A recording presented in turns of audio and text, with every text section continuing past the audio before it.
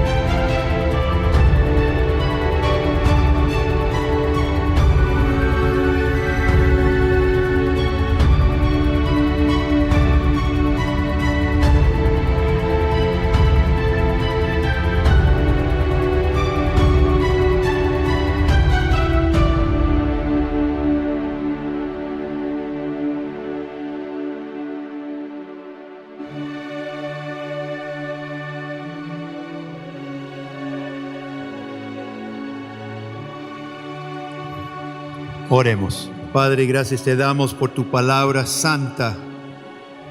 Tenemos la palabra profética más segura en sus páginas.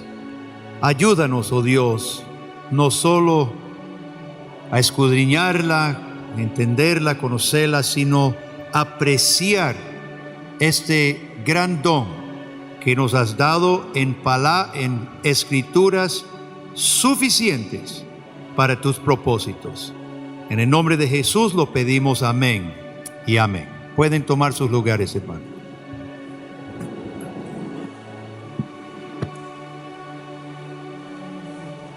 A pesar de que los hermanos que han hablado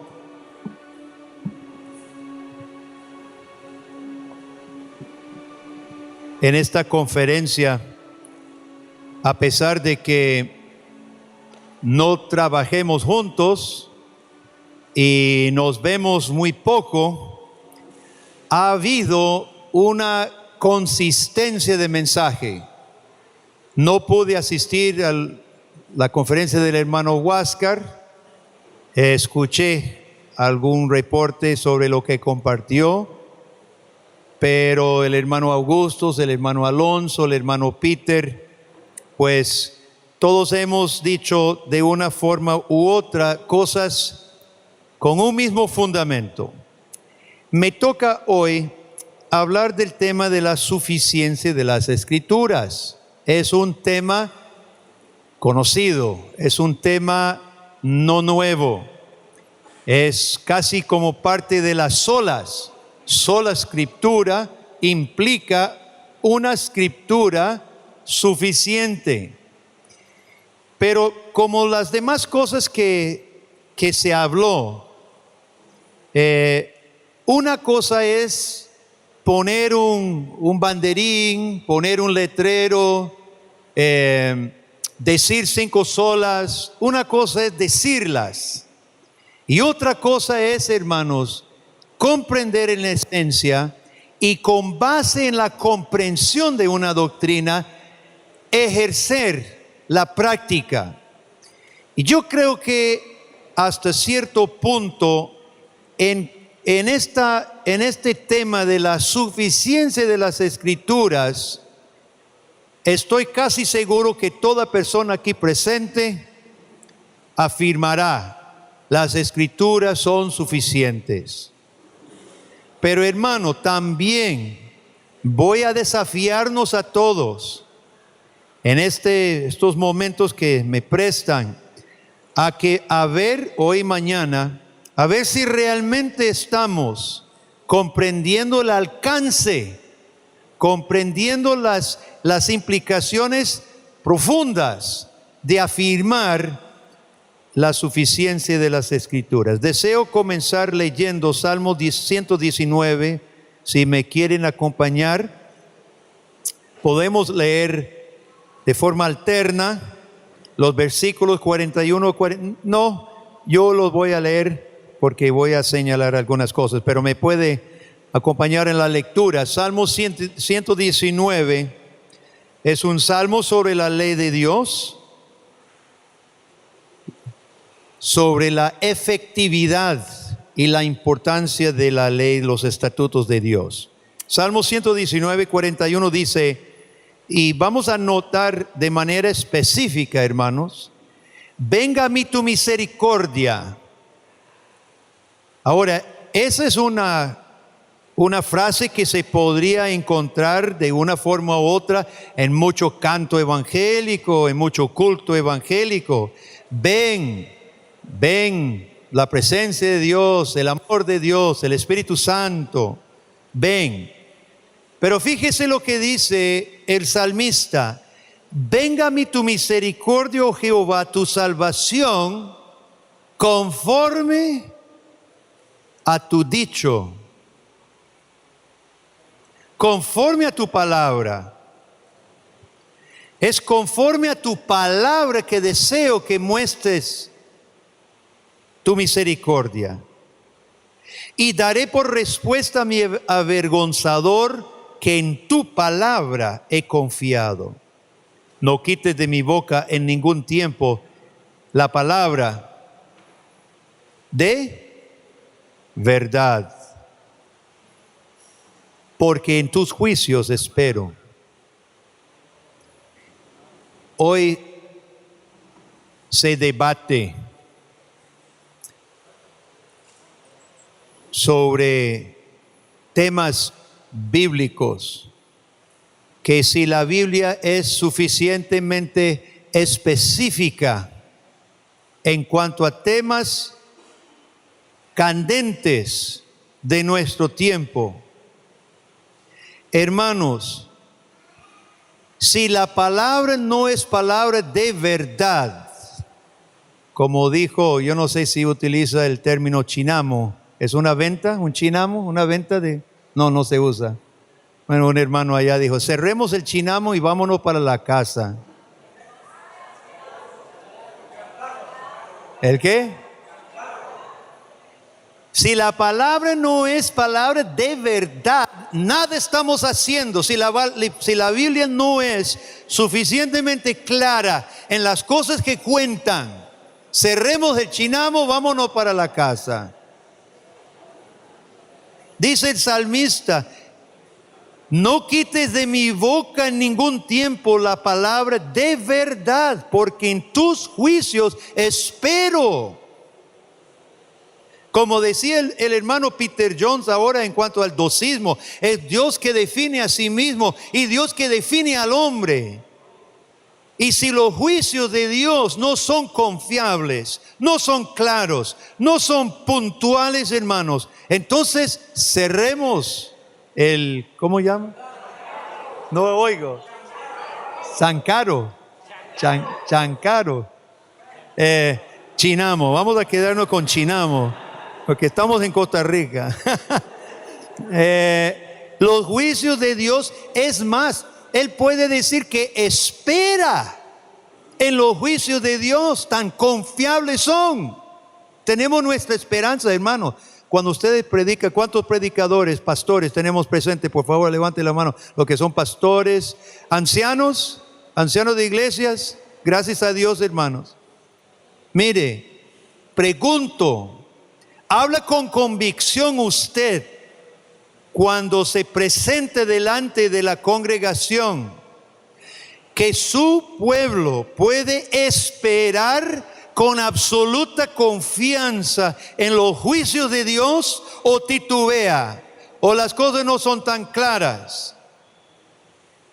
El salmista no tiene ningún problema en decir, no quites nunca de mi boca ninguno de tus juicios, porque en ellos espero. Seguimos leyendo. Andaré en libertad porque busqué tus mandamientos.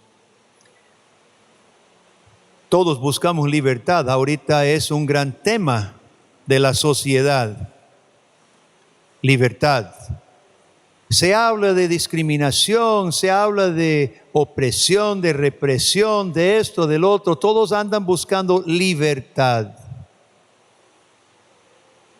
Otra vez, como dijo Peter en la mañana, El verdadero amor se va a definir y comienza con amor a Dios, porque ninguna otra cosa va a ser verdadero amor.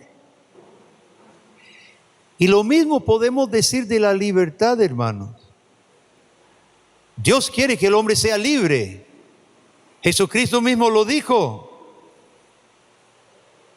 que si el Hijo os libertare, seréis verdaderamente libres. La voluntad de Dios es que el hombre sea libre. ¿Y quién define la libertad? ¿Quién define la libertad?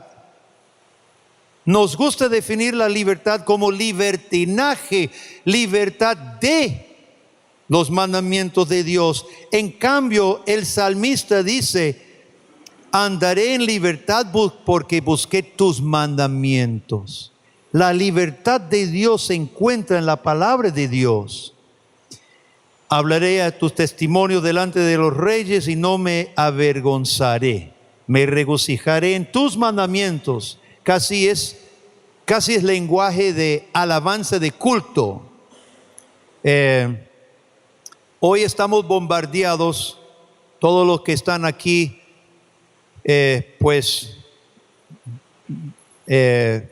puedo disculparme ante todos ustedes por lo que se conoce de Costa Rica más en los círculos evangélicos, que es el canal de Enlace. Discúlpenme. Enlace no ha sido en nada positivo para el mundo evangélico, especialmente tergiversando alabanza. Bueno, no solo alabanza, todo lo demás que han manoseado han arruinado también. Pacto, adoración, fe, el nombre de Jesús. Casi todo lo que tocan lo han tergiversado. Pero fíjese en versículo 47. Me regocijaré. Eso es tema de mucho canto, tema de mucha alabanza, tema de repeticiones, de regocijaré. ¿Y en qué se regocija? Según versículo 47, ¿en qué se regocija? En tus mandamientos. ¿Cuándo fue la última vez que usted vio en Enlace una canción de los 10 mandamientos? Yo sé cuándo, nunca. Me regocijaré en tus mandamientos, los cuales he amado. Y fíjese en versículo 48, y con esto cierro esta parte. 48. Alzaré asimismo mis manos, ¿a qué? A tus mandamientos que amé, y meditaré en tus estatutos.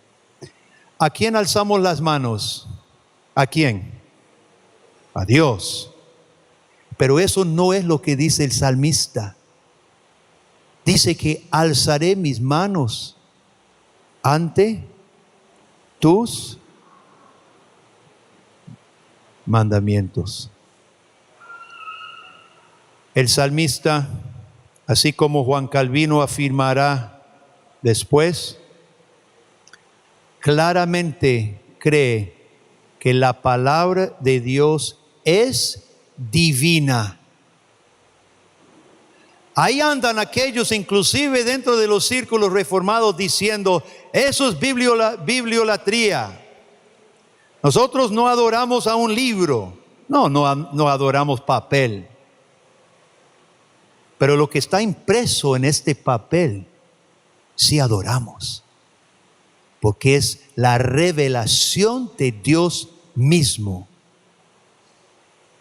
Calvino dirá luego que cuando usted abre las páginas de la Biblia, es como si la boca de Dios mismo se abriera frente a usted.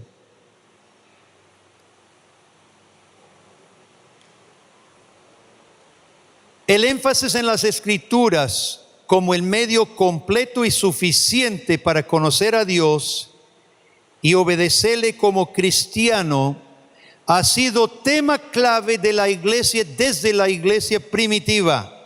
Antes que existiera la tradición de la iglesia, estamos hablando de la iglesia primitiva, de los padres, los primeros padres antenicenos, ante Nicea. ¿Cuál es el año de Nicea? 325. El año del concilio de Nicea, 325. Los padres que viven antes de Nicea apelaban todos a la escritura como su autoridad máxima. Y aún después de Nicea, mientras pasan los siglos, cuando comenzaron a apelar al testimonio de los padres, estos teólogos, estos padres postnicenos, no estaban apelando al testimonio de los padres como algo contrario a las escrituras, sino como un apoyo de quienes consideraban ellos enseñaba la Biblia. Siempre en el concepto de la iglesia primera, primitiva, el concepto era que la escritura era el único fundamento. Ellos no veían ningún camino paralelo de tradición y Biblia. En el año 1054 sucede la división entre la iglesia oriental y occidental. Y trataremos la iglesia occidental porque esa es nuestra tradición. Después de la caída del Imperio Romano, más o menos alrededor de 400, la entidad social más organizada era la iglesia. La iglesia ya tenía casi un siglo, un poco menos de un siglo sin persecución y había crecido mucho, era organizada como buenos presbiterianos que eran, tenía buena organización y tenían sus organizaciones de presbiterios por ciudad, de sínodos en todo el imperio. Y cuando los bárbaros saquean Roma y cae el poder civil, se deshace, la única estructura viable, viva, era la iglesia. Entonces la iglesia toma un rol en la sociedad, ¿verdad?, europea, de mantener la unidad, ahora que no gozaba de un poder civil centralizado. Ahora, el poder civil se fue dividiendo poco a poco en lo que sería después las naciones Francia, España, Portugal, Inglaterra, etcétera. Pero la iglesia poco a poco empezó a tomar poder social, poder civil. Yo vi una cifra hace un tiempo, ahorita no me acuerdo dónde, llegó a ser dueña, la iglesia católica llegó a ser dueña de prácticamente 30% de las tierras de Europa. Imagínense, la producción que daba 30% de las tierras de Europa. Entonces el dinero corrompe y la iglesia romana se había corrompido por varios motivos. Poder sobre los gobernadores civiles, dinero, mantener su negocio y puestos. Ahora, cualquier persona que lee la Biblia nota que contiene un poderoso mensaje de libertad. Acabamos de leer un versículo. La Biblia es un libro de libertad. Libertad del pecado. Libertad de culpa. Libertad de la opresión de Satanás. Libertad de aquellos que sirven a Satanás en este mundo. No es ningún misterio la conexión entre el conocimiento de las Escrituras y los grandes movimientos de libertad social en la historia. De hecho, las democracias occidentales le deben su ímpetu a las escrituras. También los movimientos de liberación. Podemos pensar solamente en William Wilberforce, que combatió la esclavitud. Podemos pensar en William Carey, que peleó la práctica de sati en la India, donde cuando moría el esposo y la mujer todavía no había muerto, la quemaban viva encima del cadáver del marido.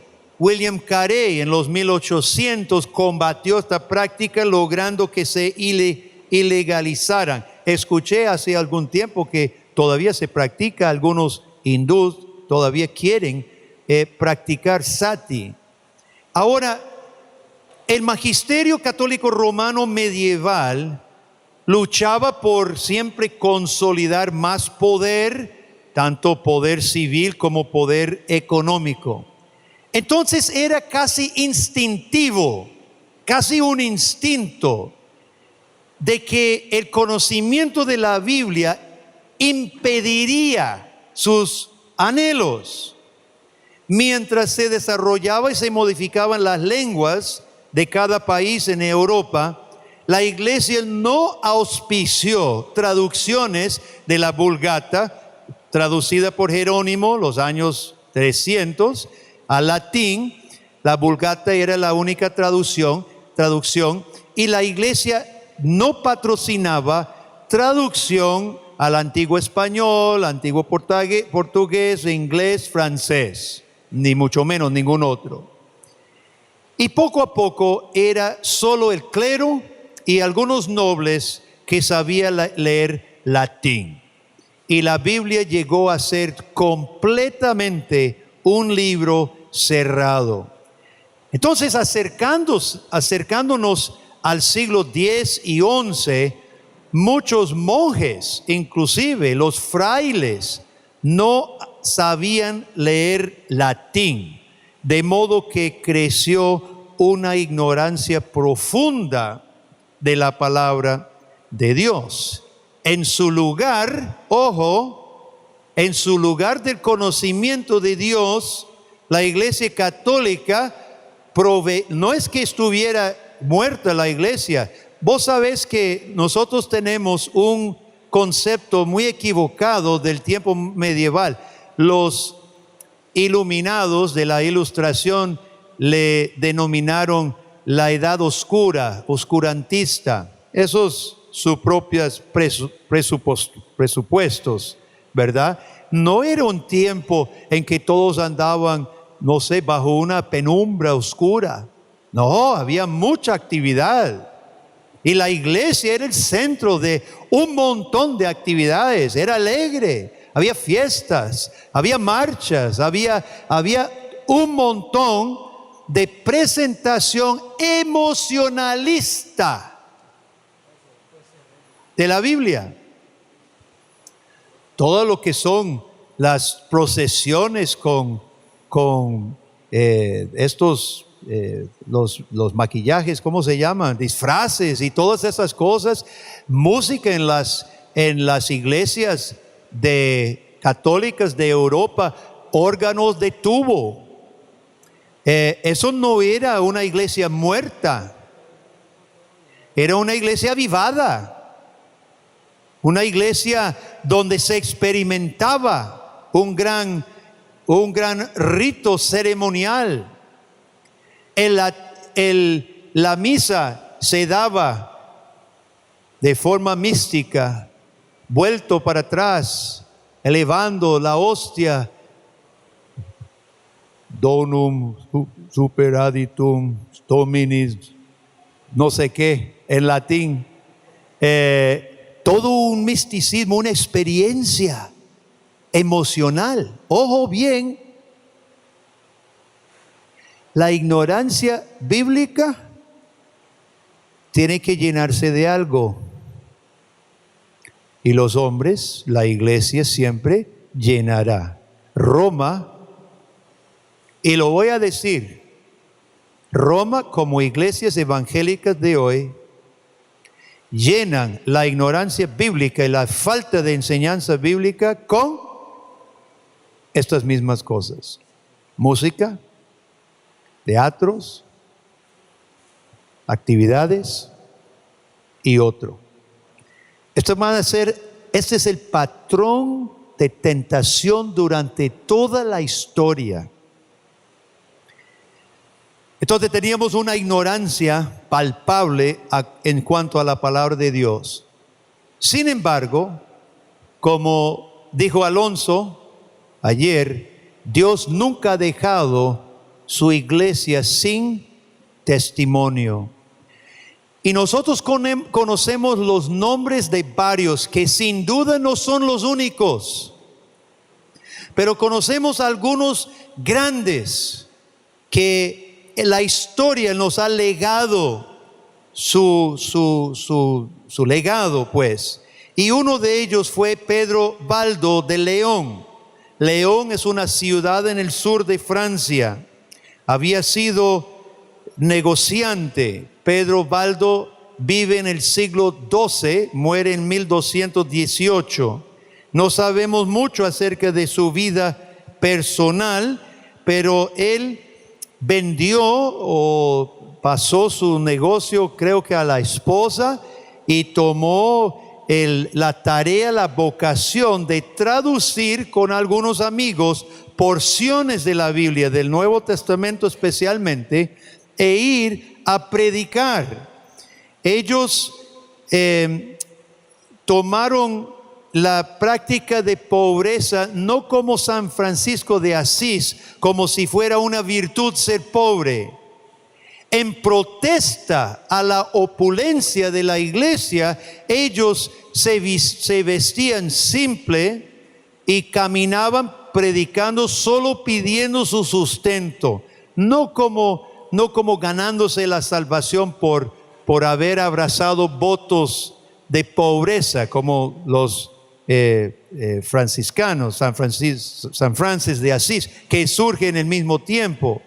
Pero era para poder llevar a cabo la predicación de la palabra de Dios. Baldo había financiado las traducciones y comienzan a predicar. Sus enseñanzas se esparcieron por muchas partes de Europa. La gente estaba sediente de escuchar la palabra de Dios y se esparció hasta Alemania. Llegó el mensaje de los valdenses.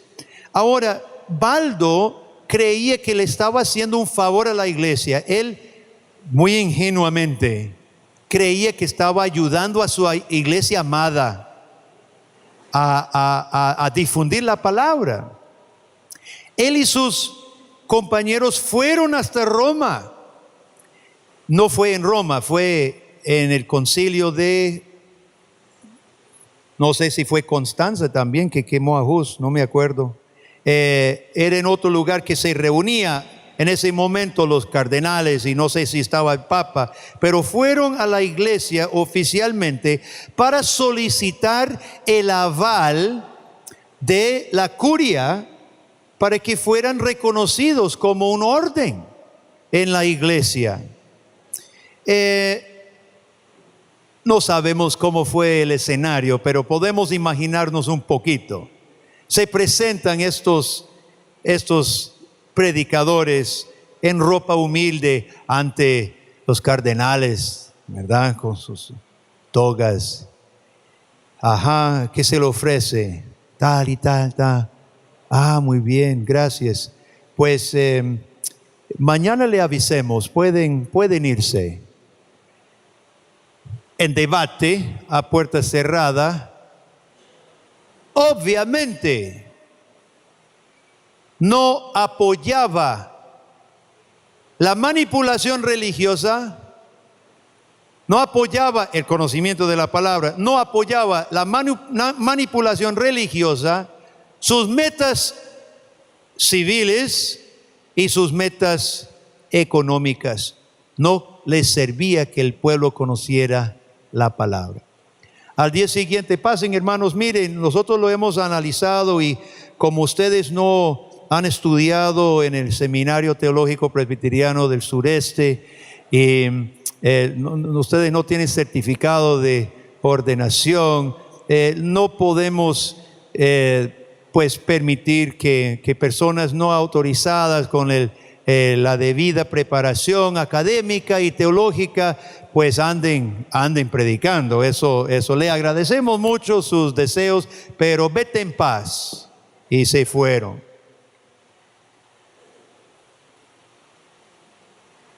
No dejaron de predicar porque ya habían sido tocados ellos por el Evangelio.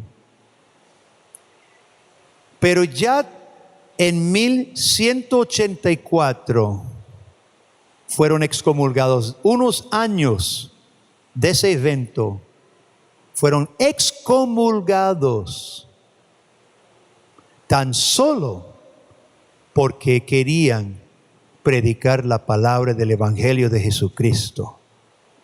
Y de ahí a poco, hermanos, fueron perseguidos extremadamente por los países y los reyes católicos de Europa. Usted puede leer la historia. Los exterminaron en todos los países, excepto en los Alpes de Italia, del norte de Italia, el sur de Francia. Fue el único lugar donde pudieron sobrevivir en contra de masacres continuos, donde exterminaban pueblos enteros, hombres, mujeres e hijos. Los relatos históricos son muy tristes, impresionantes, del fervor de los valdenses, la resistencia y la crueldad contra ellos. Curiosamente, cuando la reforma en el siglo XVI se estalla, los valdenses estaban vivos, y Farel, Pedro Viré y otros se reunían varias veces con ellos y eran prácticamente reformados. Tenían una organización de la iglesia bastante reformada, y un gran segmento de los valdenses se unieron a las iglesias reformadas. Otra parte se mantuvo aparte. Hoy existen valdenses, todavía se han vuelto algo liberales, lamentablemente, como mucha iglesia tradicional.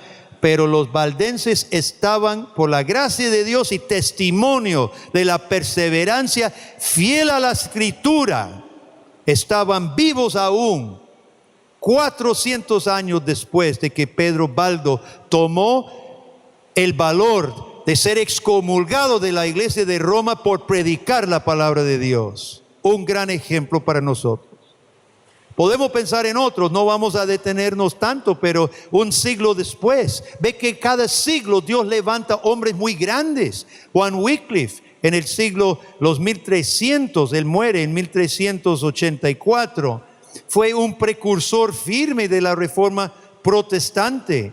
Wycliffe hizo mucho del mismo trabajo que hace Martín Lutero 100 años después. Criticó el papado, muchas doctrinas del romanismo. Trabajó, más importantemente, trabajó con otros colaboradores, traduciendo, si no me equivoco, tradujo toda la Biblia al inglés del pueblo. ¿Qué fue la frase famosa de Wycliffe? Que de pronto cualquier muchacho que atendía a los caballos leería toda la palabra de Dios. Ese fue su deseo. Wycliffe fue enjuiciado varias veces durante su vida. A la curia no le interesaba que el pueblo leyera la Biblia. Era un instinto de los que quieren poder y dinero apagar la Biblia. Eso es algo que seguimos viendo hasta hoy. Los que les interesa poder y dinero impiden el conocimiento de la palabra de Dios. Siempre ha sido así. Y en Inglaterra del tiempo de Wycliffe, los que querían poder y dinero lo acusaron varias veces. Ya estaba un tanto viejo, un día enfermó y murió repentinamente. No lo pudieron quemar, pero eso no los detuvo. Sacaron sus huesos y siempre los quemaron al pobre, aún muerto, y lo tiraron al río, las cenizas. Un siglo después, Bohemia, Juan Hus se levanta en lo que hoy es Checoslovaquia. Comienza a predicar la palabra de Dios en el idioma del pueblo. Toma mucho lo de Wycliffe. Había leído los escritos de Wycliffe. Fue influenciado por Juan Wycliffe. Y en Bohemia del tiempo de Juan Hus, mucho se convierte. La iglesia crece, crece, crece. Hay una película, creo que está disponible, no sé si en internet. Es una película de Juan Hus. No es tan larga, se lo recomiendo. Busque con sus jóvenes para que ustedes lo vean en la iglesia, con los jóvenes de la iglesia, la vida de Juan Hus, no Juan Wycliffe, Juan Hus. Termina la película, así como la historia nos dice que pues él fue engañado, le dieron salvoconducto para ir a reunirse, lo apresaron, no más llegando, violando su propia palabra. Es por eso que le dijeron a Lutero que no fuera, porque a Hus acababa de pasar y todo el mundo dijo a Lutero: no crea ese salvoconducto. Y Federico el sabio sabía también, por eso él raptó a Lutero para esconderlo en el castillo.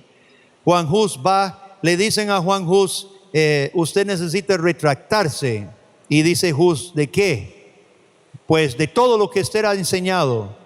Y dice Hus: pues estoy enseñando la Biblia, ¿de qué quiere que me retracte? No, de todo, retráctese de todo, sus escritos, sus sermones. Y dice Hus: no puedo retractarme de la palabra de Dios, enséñame mi error y me retracto. Y así se mantuvo la cosa, y al espacio de no sé cuántos meses, un año, lo lleven a la hoguera, lo queman vivo, y Juan Hus muere cantando un salmo. Mi punto es doble hasta aquí. Mi punto es doble. Número uno, en todos los siglos de la iglesia, mientras la iglesia institucional decae, se corrompe, apaga o impide, sofoca la palabra de Dios, en cada siglo Dios levanta quienes con poder enseñen la palabra de Dios. Dios no ha dejado su iglesia sin testimonio. Dios es Dios fiel. Es por esto que los reformadores no bautizaban, no rebautizaban cuando se convertían y organizaban sus iglesias. Yo tengo otra posición. Han recorrido 500 años ahora y Roma no se ha compuesto. Entonces eso es un tema aparte. Es qué hacer con católicos hoy que se convierten. Pero el principio en el momento de la reforma fue: Dios ha sido fiel. Sí, se corrompió la iglesia, como institución ha llegado a ser iglesia falsa, pero Dios ha sido fiel, tiene remanente. Nosotros estamos reformando, no como los anabautistas que dice todo se fue al infierno. Nosotros somos ahora nuevo, algo nuevo. No, los reformadores decían Dios porque conocían su historia, conocían la fidelidad de Dios, sabían que Dios tenía grandes testigos en cada siglo de su palabra. Eso es lo primero, hermano. Podemos confiar que Dios tendrá sus testigos siempre. De eso no se preocupe. El segundo punto sí nos atañe a nosotros.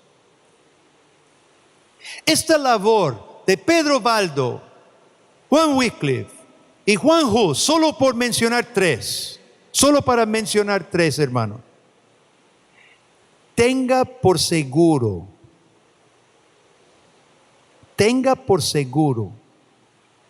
que su labor no fue mañana es domingo, ay, necesito un sermón, ¿qué vamos a predicar mañana? Bueno, busquemos, mañana de qué hablo, bueno, voy a hablar de tal cosa. Ya se prepara el sermón para mañana y ya se predicó el sermón, ¿no? Y se recogió el salario al final del mes y y todos estamos contentos. Así no fue. Los tres predicaba bajo amenaza de vida.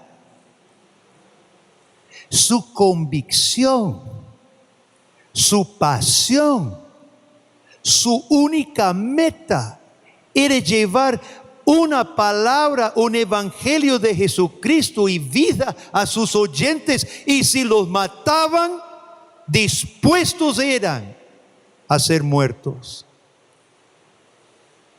Pastores, hermanos ancianos, maestros, hermanos y hermanas, hablamos nosotros la palabra de Dios siempre con esa convicción, con esa pasión, con ese fervor de lo que hacían estos, porque son estos que Dios usó y no otros. Hay una historia un tanto triste de Lefebvre d'Etaples, no sé cómo pronunciarlo. Peter, ¿cómo se pronuncia Lefebvre d'Etaples? Lefebvre d'Etaples. Say that louder. Lefebvre d'Etaples. ¿Reconocen el nombre? Antes de Calvino, Lefebvre, ¿verdad? Lefebvre fue el que tradujo el Nuevo Testamento al griego, al francés, y fue instrumental en la conversión de Calvino. Pero nunca salió de Roma.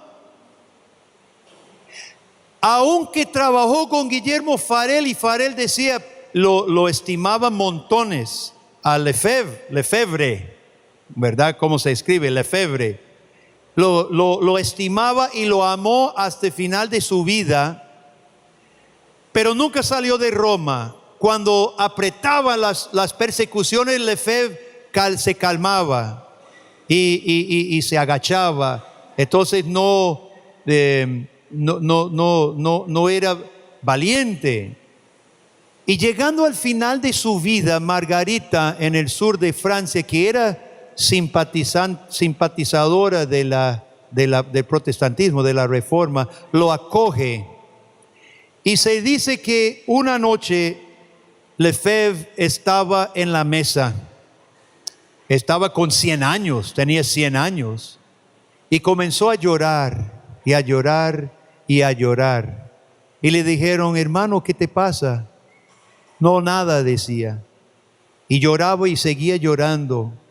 ¿Pero qué? ¿Se siente mal? No, no me siento mal. ¿Pero por qué lloras? Finalmente él dijo, he sido cobarde. Otros fueron a la hoguera por la misma Biblia que yo traduje. Y yo me quedé callado, preferí la seguridad y el confort. Y ahora estoy viejo. ¿Y de qué me sirve? Seguro seré condenado. Y lloraba desconsoladamente. Pues los hermanos que estuvieron con él lo animaron, oraron con él, le ayudaron, él se calmó y se fue a dormir. Y esa noche murió. Esa noche murió. Yo tengo la esperanza, la fe de que sí se arrepintió de las veces en que debiera haber hablado y que Dios fuera propicio a él. Estos pre-reformadores, Pedro Baldo, Juan Wycliffe, Juan Hus, llevaron la palabra de Dios, cada mensaje, como si fuera su último. Y quiero preguntarles, hermano, ¿cuándo fue la última vez que cuando usted predicó, usted colocó a sus oyentes entre el infierno y el cielo? La crisis de la predicación hoy en día, también en el seno de las iglesias reformadas, ¿sabe cuál es? No es en primer lugar la herejía. Muy pocos están predicando herejías. ¿Sabe qué es el gran problema y la crisis? La irrelevancia. La irrelevancia. En esta mañana, cuando traduje para Peter nos colocó ante la verdad y la mentira. Dos dioses falsos, o el Dios verdadero, el creador, o la adoración de nosotros mismos que Satanás mismo quiere. Leí una biografía de Billy Sunday.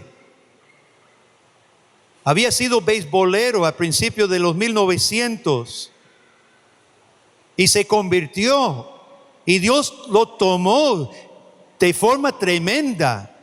Y Billy Sunday terminó siendo un gran evangelista antes que Billy Graham. Billy Sunday fue presbiteriano. Billy Sunday convirtió a mi bisabuelo, que también se volvió un evangelista itinerante después de haber sido un irlandés borracho peleonero, que cuando se convirtió volvió a la cantina, esta vez a predicar. Y llega la policía. Él se llamaba Billy Wiggins. Dice: Billy, ¿estás borracho otra vez? No, señor oficial, me he convertido. Siéntese a escuchar. Sí, le invitó al policía mismo a escuchar el evangelio. Billy Sunday, en sus campañas, usted puede leer sus sermones, hermanos.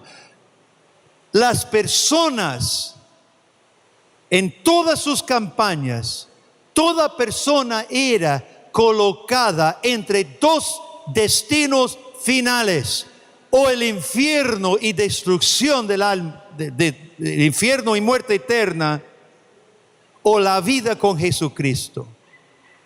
Había urgencia en su mensaje, y aunque nunca estudió en una universidad, no le temblaba la mano para ir a Harvard y confrontar a los mismos profesores y los estudiantes en las máximas universidades de Estados Unidos.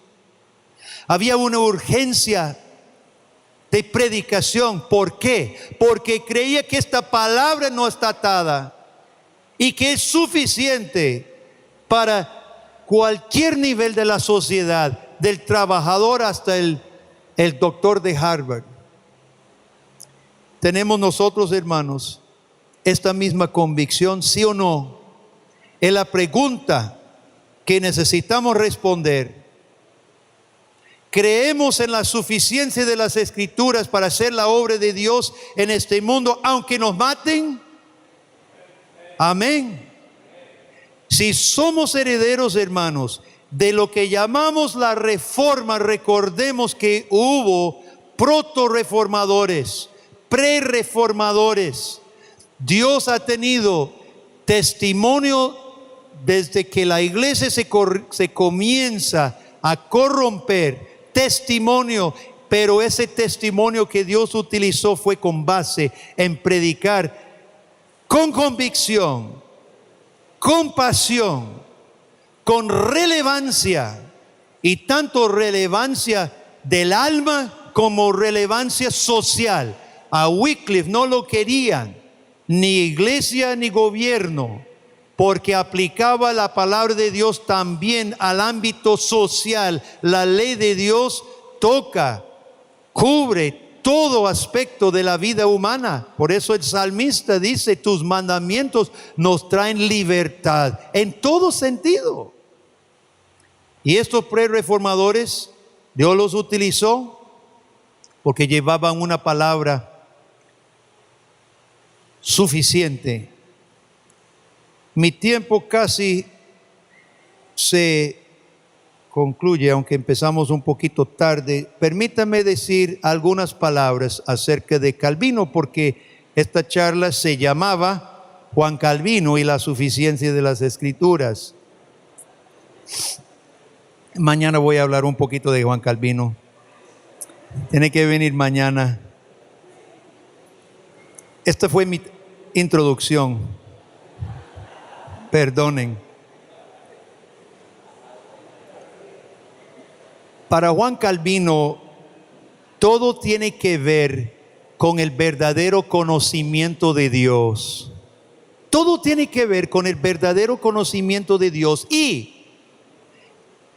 el verdadero conocimiento de cómo Dios obra salvación en el mundo. Si estamos equivocados de Dios en cuanto a conocerlo, y si estamos equivocados en conocer la forma en que salva, entonces olvidemos la Biblia e inventemos. Es lo que hizo Roma y lo que hacen muchas iglesias hoy. Olvidémonos de la iglesia católica, hermano. Tenemos suficientes problemas en el seno de la iglesia evangélica, y a mí me parte el alma, hablando francamente, me parte el alma ver iglesias históricas presbiterianas imitando versiones distorsionadas evangélicas, cuando ellos no aprecian la suficiencia de las Escrituras. Todo lo que hacen mina, socava la suficiencia de las Escrituras, y vamos corriendo tras sus canciones, su tipo de música, su tipo de hacer culto, sus alabanzas. ¿Qué nos pasa?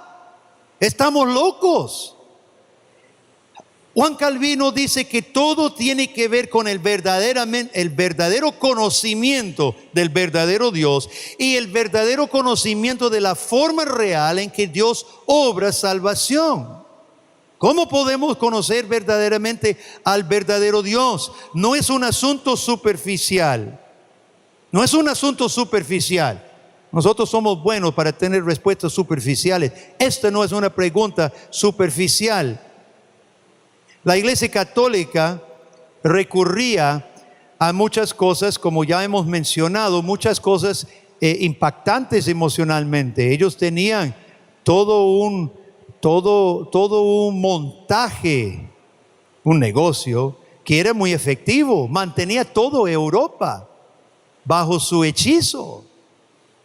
Solo los que Dios les abría los ojos salían, como Martín Lutero cuando fue a Roma. Montones de peregrinos en Roma y todos maravillados, menos Lutero. Lutero espantado y los demás engañados. ¿Cuántos hoy, hermanos, están engañados y cuántos luteros estamos viendo la verdad? La iglesia católica se dice en Ginebra, antes del tiempo de Calvino, que cuando bajaban las ofrendas o la asistencia a misa, alguna noche oscura, que la luna estaba tapada, se metían en las alcantarillas algunos frailes con ollas y empezaban a hacer bulla debajo debajo de las calles. Imagínense, clan, clan, clan. Y otro salía, se ponían de acuerdo a decir: el purgatorio, clama por las almas, y asustaba a toda la gente. Y ese domingo, mire, así, ¿verdad? El culto y todos sacando para los cofres de la iglesia. Este tipo de manipulación no es menos craso de lo que hace Jonás de Enlace. Jonás dice: esto es muy sencillo, hay una ley. De acuerdo al tamaño de tu milagro que quiere, así el tamaño de tu ofrenda. Así de sencillo, así lo dice en Enlace, descaradamente. Entonces yo no sé cuál es mejor. A mí me gustan las ollas un poco más interesante. Nosotros podemos decir que Calvino se mueve explícitamente en el ámbito del docismo, porque Calvino dice: necesitamos una postura consistentemente teísta. El hombre no es parte de Dios, no se puede mezclar la divinidad con la criatura, y solo Dios tiene la libertad de definirse a Él y a nosotros. Según Calvino, la criatura nunca puede descubrir a Dios ni definir a Dios. No tenemos derecho, mucho menos potestad, de definir al Creador. Las cosas son al revés. la realidad, según Juan Calvino, es simple y profunda a la vez. El Creador se autorrevela a sus criaturas. Punto. El Creador se autorrevela a sus criaturas. Lo hace en la creación y lo hace más claramente en la palabra escrita. El concepto de Calvino, hermanos, en cuanto a la relación entre Dios y el hombre, especialmente el pueblo, es un concepto bien robusto. Calvino no limita, y esto nos hace falta hoy a nosotros, los presbiterianos, los reformados. Calvino no limita la fe o el conocimiento de Dios solamente a un aspecto intelectual o de voluntad. Es mucho más robusto. El hombre, según la Biblia, de acuerdo a Calvino, el hombre fue creado de una manera personal. Dios como persona crea al varón y a la mujer, dos personas con su imagen, para gozar de una relación personal. Dios tiene relación con los animales, pero no es una relación personal. Dios se relaciona con el hombre de manera personal, íntima y real. Y esa relación en la palabra de Dios se define como pacto, no el pacto de enlace, el pacto de la Confesión de Fe de Westminster. Y esta relación de pacto abarca al ser humano en su totalidad. Es por esto que trasciende cualquier aspecto particular. No podemos limitar nuestra relación con Dios al aspecto intelectual o el aspecto de la voluntad. Es el hombre en su totalidad que abarca el pacto. Uno de los énfasis claros de Calvino es que la Escritura, en las Escrituras Dios mismo se presenta como una persona. Muchos tienen un concepto muy equivocado. Si usted no tiene la institución y si no la lee todos los días, estás en pecado mortal. Por lo menos si usted es pastor. Bueno, una vez la semana entonces. Mire, tantísimas personas tienen un concepto totalmente equivocado de Calvino por todas las malas lenguas que hablan cosas de que no saben. Lea Calvino usted mismo. Calvino dice que Dios mismo se presenta ante nosotros como una persona viva, no como una idea abstracta. Y Calvino contrasta las vanas especulaciones de los hombres cuando inventan religiones. Él llama vanas especulaciones y dice que nuestra religión es una experiencia viva con el Dios vivo. Esa relación es la relación verdadera de pacto en que Dios entra con el hombre. Ahora, y ese es mi punto y mi punto final por ahora, este concepto de que Dios se presenta realmente ante el hombre se cumple perfectamente, se cumple en su propósito concreto por medio de la Biblia. Dios se presenta realmente en la palabra de Dios, el Dios verdadero. Usted dialoga con el Dios verdadero cuando usted toma su palabra y la lee. Y esto fue lo que transformó completamente el concepto de la religión en el tiempo de la Reforma. Porque ¿qué pasa? De ceremonias, sí, emocionantes, pero ceremonias, de toda la pompa, ritual, misticismo de Roma, de pronto los predicadores de la Reforma llegan y le presentan a su Dios, primeramente porque no habían escuchado en español o francés o inglés o alemán. Pero en segundo lugar, el concepto de los reformadores era que Dios mismo personalmente estaba llamando al pecador a reconciliarse con su Creador por este medio, el medio de la predicación de la Biblia. Roma había alejado a Dios detrás de jerarquías eclesiásticas, detrás de vírgenes, santos, sacramentos e idiomas desconocidos como el latín. Pero ahora los reformadores pregonaban un mensaje de un Dios cercano, tan cerca como lo era su Biblia. Un Dios vivo, realmente presente en su palabra, que realmente cumplía las promesas del Evangelio que aquí se lee. Escuchar la palabra predicada era como estar frente a Dios mismo. Nosotros conocemos los sustitutos modernos que una vez más, no en Roma en Costa Rica por lo menos usted puede llevar estudios bíblicos con la Iglesia Católica, usted puede llevar estudios de la historia de la Iglesia, estudios doctrinales, catequesis.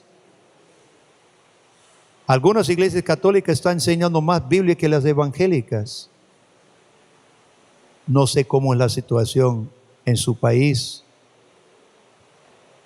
pero conocemos que en el seno de la iglesia evangélica se ha sustituido la enseñanza de la palabra de Dios, la comunicación del Evangelio de Cristo, claramente enseñado por medio de la palabra, se ha sustituido por cultos interminables de cantos repetitivos. Y a mí me parte el corazón cuando veo iglesias de herencia reformada, que nosotros sabemos que fue la palabra de Dios principalmente que Dios utilizó para renovar, revivir, reformar su iglesia, sin darnos cuenta, pensar que estamos avivando algo a través, bueno, yo tengo guerra con las baterías, así que todo lo que ustedes tengan baterías me van a perdonar, pero pensando que vamos a avivar la alabanza metiendo una batería o cualquier otra cosa. Hermanos, la suficiencia de las Escrituras tiene una historia larga de conflicto. Tiene por lo menos 1000 años de ser una doctrina que crea conflicto, de ser una doctrina que ataca, una doctrina que tumba, de ser una doctrina que reforma, revive y acerca verdaderamente a los pecadores a Cristo Jesús. No hace falta simplemente poner sola escritura en nuestros letreros. Es bonito, me gusta los letreros que hemos hecho para este evento. Nosotros también lo hacemos, hicimos tazas, pero lo más importante, hermanos, es estar convencido de la suficiencia de las Escrituras, y no solo convencido de ello, sino practicarlo y predicarlo y enseñarlo en nuestros propios ministerios.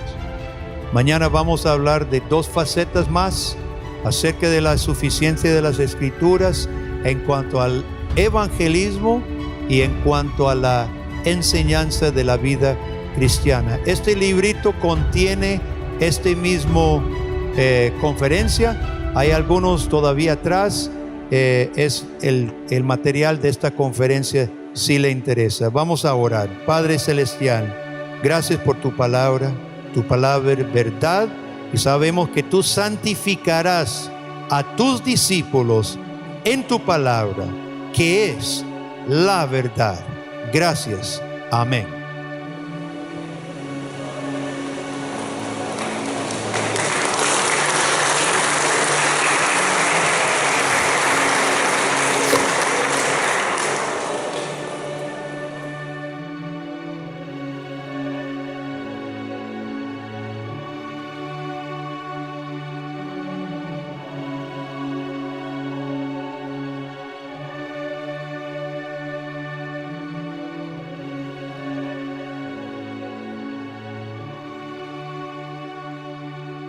Ecclesia Reformata Semper Reformanda.